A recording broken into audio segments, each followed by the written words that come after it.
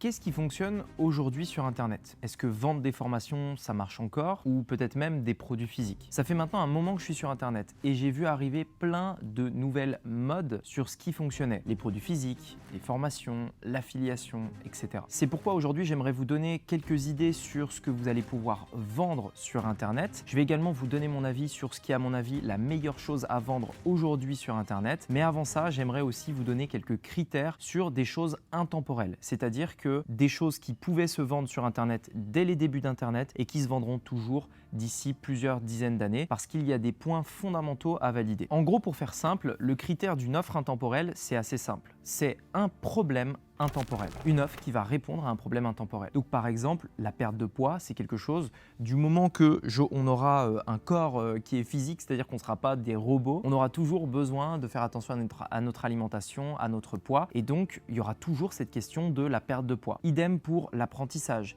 idem pour les finances, etc., etc. Et donc en fait, il y a des problèmes qui sont intemporels. Et donc si vous voulez vendre quelque chose, le mieux est de vendre une solution ou un produit qui va répondre à un problème intemporel. Mais au-delà de ça, la meilleure solution à faire, la meilleure chose à faire, si vous vous formez au marketing, et le marketing est vrai aujourd'hui et sera tout le temps important, peu importe ce que vous vendrez, c'est le fait de créer une offre qui va répondre à l'intégralité des problèmes de votre client pour résoudre son problème, justement. Par exemple, je veux perdre du poids. Mais pour perdre du poids, il y a les produits que je dois consommer. Il y a également le budget de cette nouvelle alimentation. J'ai également la motivation, etc., etc. J'ai plusieurs défis à relever. La raison qui va faire que je vais décider de travailler avec un tel plutôt qu'un tel, c'est justement le fait qu'il y en ait un qui me donne la solution à tous les problèmes concernant le défi que je me lance, qui est de perdre du poids. Et donc, si vous respectez cette règle, c'est-à-dire faire une offre qui répond à un problème intemporel et faire que cette offre répond à l'ensemble des besoins de votre client pour atteindre leurs objectifs, dans ce cas-là, vous avez les critères de quelque chose qui se vend sur Internet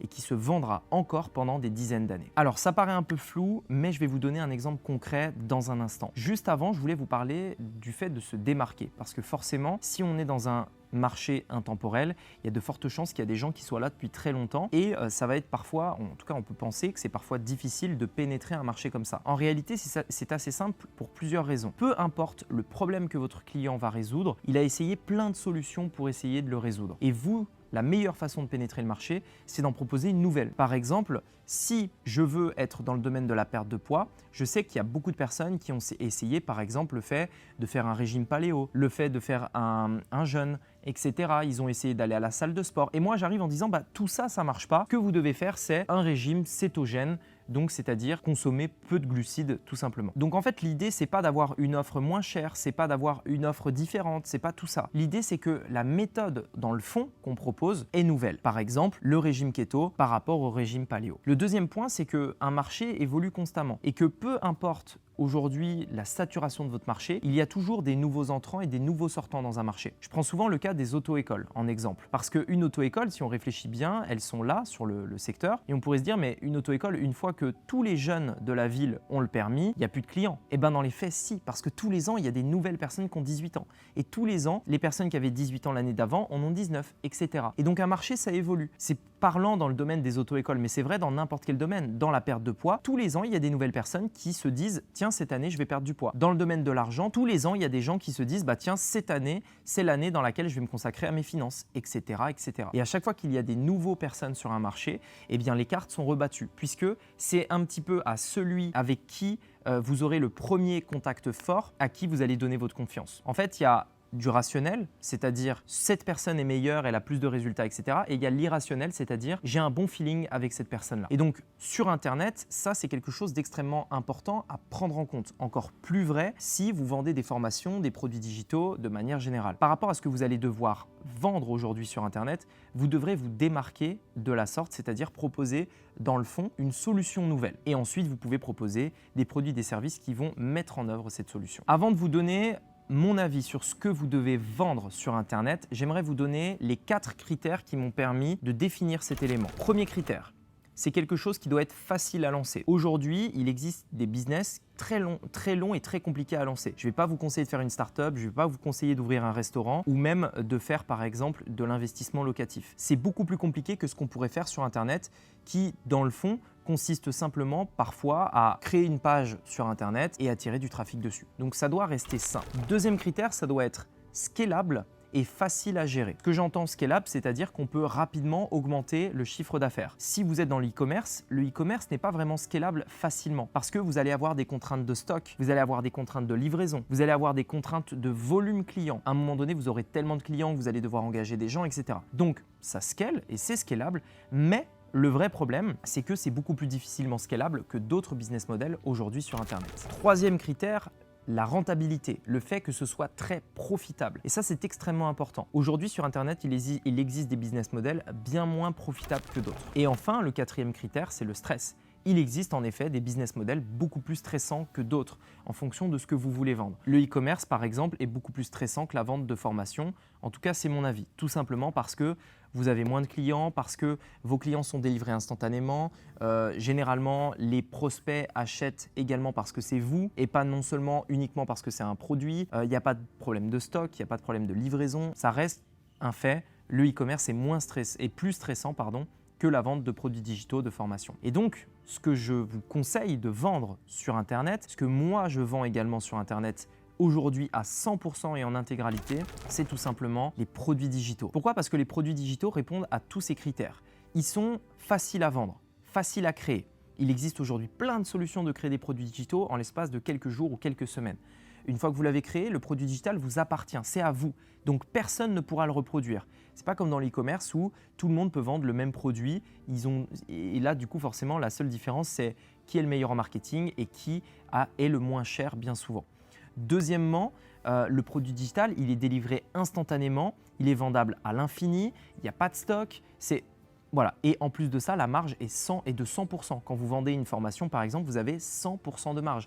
Il n'y a pas de coût fournisseur, il n'y a pas de livraison, il n'y a pas de frais de stockage, il n'y a pas tout ça.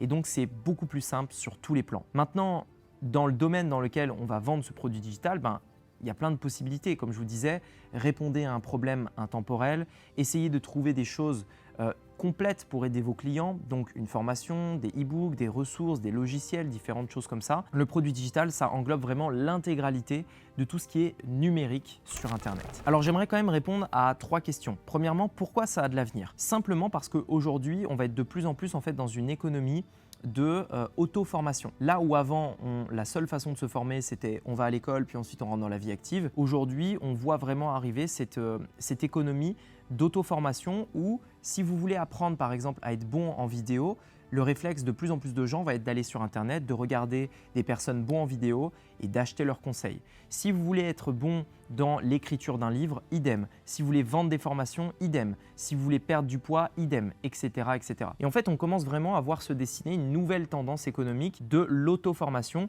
Des gens vont aller demander des conseils directement à une personne qui a fait ses preuves, qui a des résultats, et non plus dans les universités ou dans des personnes qui vous rabâchent que de la théorie. Deuxième chose à laquelle je voulais répondre, c'est les personnes qui se disent « Oui, mais moi, tu sais Rémi, je ne suis pas bon pour créer des produits. Moi, j'ai besoin qu'on me donne un produit à vendre, je le vends. » Et en plus de ça, créer un produit digital, c'est long, il faut être expert. Eh bien en fait, si vous voulez, ça, pour le coup, c'est une fausse croyance. Les personnes qui disent que créer un produit digital, c'est long, les personnes qui disent qu'ils ont besoin d'un produit à vendre parce qu'ils ne savent pas quoi le faire, c'est simplement parce qu'ils ont la flemme de se pencher dessus. Si on y réfléchit bien, en fait, il n'y a que des avantages au fait de créer son propre produit. Premièrement, vous êtes le seul à le posséder. Vous n'aurez jamais de concurrence. L'offre que vous faites ne peut pas être comparée à quelqu'un d'autre puisque cette offre est unique. Deuxièmement, il faut vraiment avoir conscience de quelque chose. Si vous avez une vision long terme, dites-vous toujours que quelque chose qui est facile au début sera compliqué ensuite et quelque chose qui est compliqué au début sera facile après. Aujourd'hui, si vous créez un produit digital, c'est vrai, c'est plus compliqué au début que l'e-commerce, dans le sens où l'e-commerce, on vous donne un produit, vous avez juste à le vendre. Le produit digital, il faut d'abord le créer et ensuite le vendre. Donc au début, il faut le créer, c'est un peu plus compliqué et ensuite vous le vendez. Mais là où le produit digital est plus compliqué que l'e-commerce au début, c'est tellement plus simple après. Plus de livraison, plus de stock, 100% de marge, etc. L'e-commerce, ok, c'est facile à rentrer, c'est facile à démarrer, zéro barrière à l'entrée. Mais après, vous avez peu de marge. Vous avez une concurrence acharnée, vous avez des livraisons et ça, ce sera pendant le restant de la vie de votre business. C'est-à-dire qu'à vie, vous aurez à stocker des produits, les livrer, etc. Et tout ça pour simplement vous être dit, tiens, j'ai la flemme de créer mon offre, j'ai la flemme de créer mon produit. On se rend bien compte que le prix à payer de ne pas créer son offre et de ne pas créer son produit est beaucoup plus élevé que de simplement prendre le temps de faire une offre bien. Ça peut prendre quelques jours si vous savez bien le faire et ensuite, après, tout est plus simple pendant le restant de la vie de mon business. Et ça, c'est extrêmement important à prendre en compte. Pour les personnes qui disent que c'est plus compliqué de créer des produits digitaux que de vendre des produits en e-commerce, c'est parce qu'ils n'ont pas une vision assez long terme. Et enfin, le dernier point, un petit peu le classique, mais vous savez, c'est tout à fait normal, c'est le syndrome de l'imposteur. Le fait de se dire que je ne comprends pas pourquoi quelqu'un écouterait mes conseils si je ne suis pas moi-même expert, si je ne suis pas le meilleur dans mon domaine, si je ne suis pas ceci, si je ne suis pas cela. Je vais être très franc avec vous, tout le monde a le syndrome de l'imposteur. Parce que c'est quelque chose de naturel. Parce que transmettre son savoir à quelqu'un n'est pas naturel. Parce que donner des conseils de manière générale n'est pas naturel. Le syndrome de l'imposteur, vous ne l'avez pas vis-à-vis de la compétence que vous allez enseigner. Vous l'avez vis-à-vis du simple fait de donner un conseil à quelqu'un. Parce que ça, c'est quelque chose de pas naturel. Parce que tant qu'on n'a pas eu un retour positif de quelqu'un qui nous a dit « merci, tu m'as vraiment aidé », on ne sait pas ce qu'on vaut. Et je vais vous le dire, et en étant très franc avec vous, le seul moyen de se libérer du syndrome de l'imposteur, c'est de démarrer, de donner des conseils à quelqu'un et de voir le résultat ensuite. Et là, vous verrez que, en effet, vous êtes légitime pour donner des conseils parce que les conseils que vous allez donner fonctionnent réellement. Un autre point qui peut également vous aider, c'est simplement de le faire vous-même avant. J'ai voulu créer moi-même un business dans le domaine du régime cétogène, un domaine que je ne connaissais pas, que j'ai découvert sur le tas, mais quand même pour vraiment renforcer ma conviction dans le fait que ça fonctionne et réduire au maximum ce syndrome de l'imposteur, eh bien, j'ai quand même essayé par moi-même. J'ai regardé, est-ce que c'est bien, est-ce que ça fonctionne, est-ce que c'est bon ce qu'on mange, etc. Et franchement, ça m'a plu et donc ça m'a réconforté dans le fait de me dire, bah oui, je vais vraiment aider des personnes en faisant ce business-là et donc non, je n'ai pas le syndrome de l'imposteur. Voilà, en tout cas, j'espère qu'aujourd'hui, c'est plus clair sur ce que vous pouvez faire sur Internet, ce que vous pouvez vendre.